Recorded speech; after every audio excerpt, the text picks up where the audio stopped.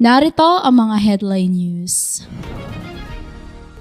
Nitong linggo, mula Martes hanggang Biyernes, May 14 hanggang May 17 ay natapos ang Llanera Nueva Ecija at Santiago Bolinao Regional Church Ministry. Kahapon, nitong Sabado ay nagsimulang mag-join ang mga Tyrannus students para sa live core training message. Ang core training message ay nagsisimula mula 9 a.m. ng umaga hanggang 12 ng hapon dito mismo sa simbahan. Ang tema ng pulpit message na ibinigay nitong huling linggo ay The Trinity Within Me is an Absolute Bartizan. Mula sa Matthew chapter 7 verse 24 to 27 at 1 Corinthians chapter 10 verse 1 to 5. Magandang araw, narito ang LMC News. Nitong linggo, mula Martes hanggang Biyernes, May 14 hanggang May 17, ay natapos ang Llanera Nueva Ecija at Santiago Bolinao Regional Church Ministry. Tuwing ikalawang linggo kada buwan ay pumupunta sa mga regional churches. Ang unang pinupuntahan ay sa Llanera Nueva Ecija. Tuwing Miyerkules, alas 9 ng umaga ay nagtitipon sila sa bahay ni Annabel at ibinabahagi ang mga mensahe sa pulpito at kasama nito ang gospel message. Tuwing Huwebes din sa Santiago, alas 4 ng hapon ay nagtitipon naman sa bahay ng ina ni Senior Deacon Val at nagkakaroon din ng worship kasama ang matatanda at bata. Dito rin ay pinapahayag ang salita ng Diyos na sentro sa gospel message. Patuloy nawa tayong manalangin upang makapagpatayo ng mga bartizan ng Diyos sa mga lugar na ito at lalo na mahanap ang mga nakatago at mga nakahandang disipulo. Kahapon, nitong Sabado, ay nagsimulang mag-join ang mga Tyrannus students para sa live core training message. Ang core training message ay nagsisimula mula 9 a.m. ng umaga hanggang 12 ng hapon dito mismo sa simbahan.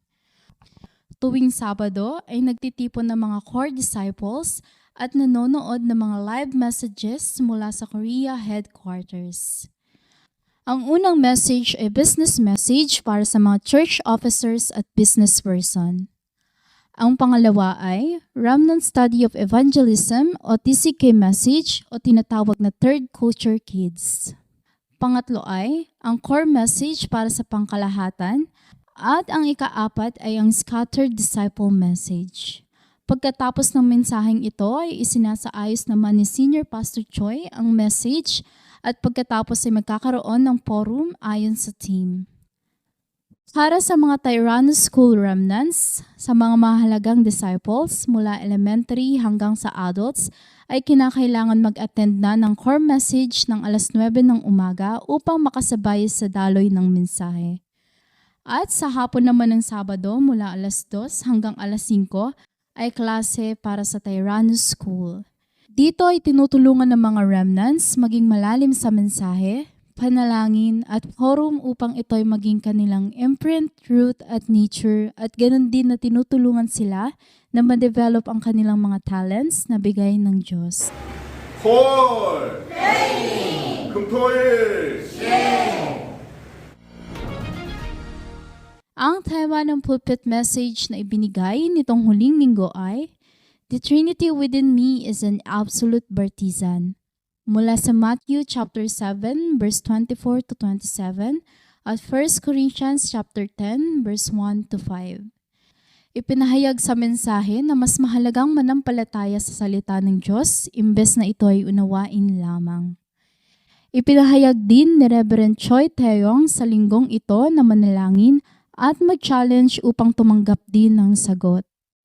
Una, kailangan mong manampalataya sa ganap na soberanya ng Diyos at kay Kristo na lumutas sa lahat ng problema. Pangalawa, manampalataya sa kapangyarihan at pagkilos ng banal na Espiritu at ang salita ng Diyos dahil ito ay tiyak na matutupad. Ikatlo, manampalataya na ikaw ay anak ng Diyos at kanyang templo. At kahit nasan ka man, ay gawin mo itong mga mission field. Pang-apat ay manampalataya sa namamahala at may kontrol sa buhay at kamatayan na walang iba kundi ang Diyos. At ang panglima ay pananampalataya na may paghuhukom ang Diyos at ang pananampalataya sa gantimpala ng mga ebanghelista na malapit palagi at konektado ang lahat sa evangelism at mission ang kanilang buhay. Announcement.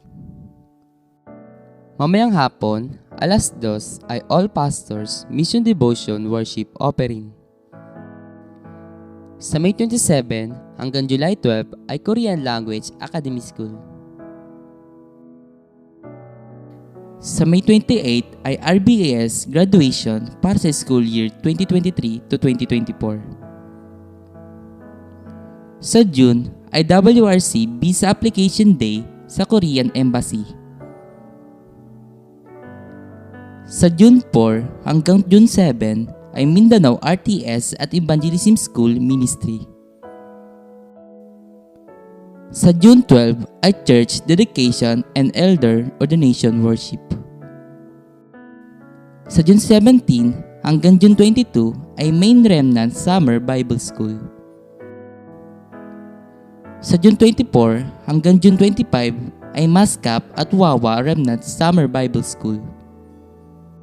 Sa June 26 hanggang June 28 ay Lanyera at Bulinaw Summer Evangelism Camp. Sa July 1 hanggang July 3 ay PRTS Evangelism School Speaker Training. At sa July 3 ay magkakaroon din ng PRTS Dedication Worship para sa Montalban. Nawa ay sirain ng hindi paniniwala sa araw na ito at mag-concentrate sa salita ng Diyos na ipapahayag at tunay na manampalataya.